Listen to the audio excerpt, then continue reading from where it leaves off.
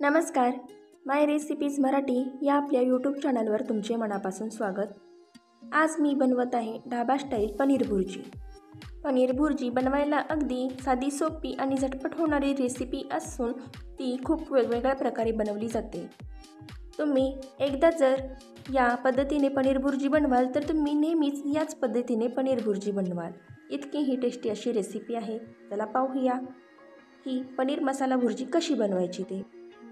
त्यासाठी सर्वात अगोदर कढईमध्ये 1 चमचा तूप घालावे।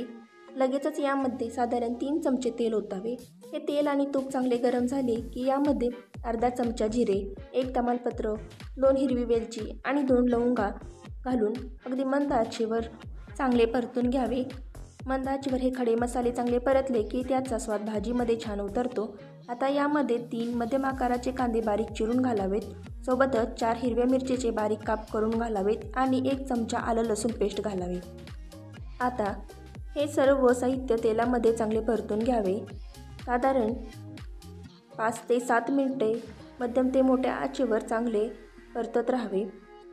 कलत्याने एकसारखे हलवत राहावे म्हणजे हा संपूर्ण कांदा एकसारखा रंगावर परतला जातो। या कांद्याला छान असा तांबूस सोनेरी रंग येईपर्यंत परतत राहायचे आहे। साधारण 5 ते 7 मिनिटांनंतर हा कांदा अशा प्रकारे लालसर तांबूस रंगावर आला की यामध्ये 3 मध्यम आकाराचे टोमॅटो बारीक चिरून घालावेत आणि ते देखील या तेलामध्ये चांगले परतून घ्यायचे आहेत।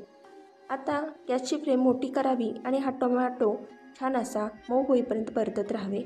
आता यामध्ये थोडेसे मीठ घालावे म्हणजे टोमॅटो पटकन मऊ होतो। कलत्याने एकसारखे हलवत राहावे आणि अशा प्रकारे हा टोमॅटो कलत्याने स्मॅश करत चांगले परतून घ्यायचे आहे। साधारण 5 ते 6 मिनिटे अशा प्रकारे एकसारखे परतले की हा टोमॅटो छान असा मऊ होतो।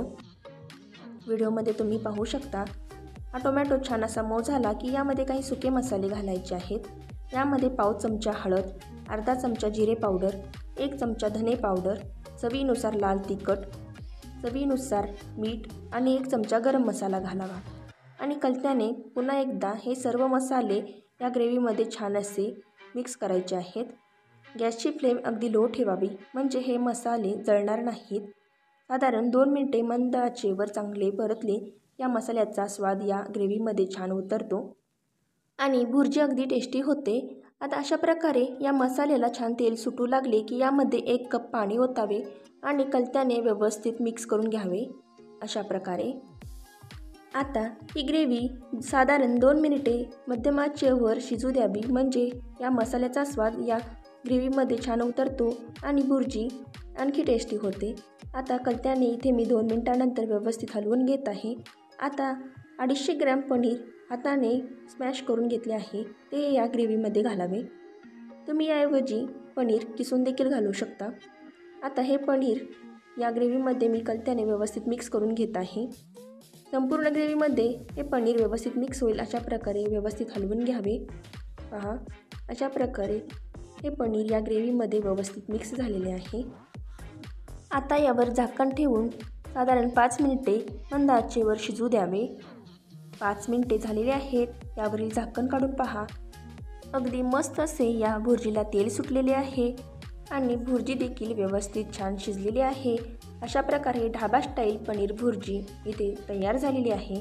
आता यावर बारीक चिरलेली थोडीशी कोथिंबीर घालावी आणि कलत्याने पुन्हा एकदा हे व्यवस्थित मिक्स करून घ्यावे।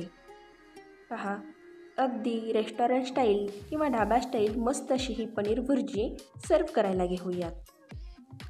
तुम्हाला जर आजची रेसिपी आवडली असेल तर लाईक आणि शेअर करा। चॅनलवर नवीन असाल तर सबस्क्राईब करायला विसरू नका। धन्यवाद।